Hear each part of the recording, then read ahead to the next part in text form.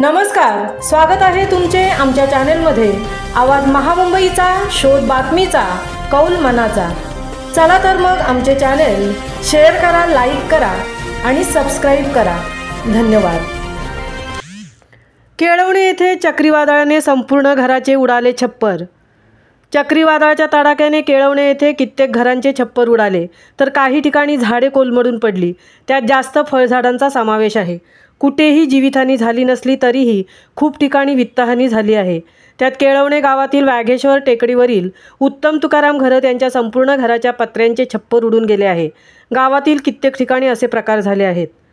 आवाज महामुंबईचा चॅनेलसाठी अजय शिवकरसह तृप्ती भोईर, केळवणे पनवेल।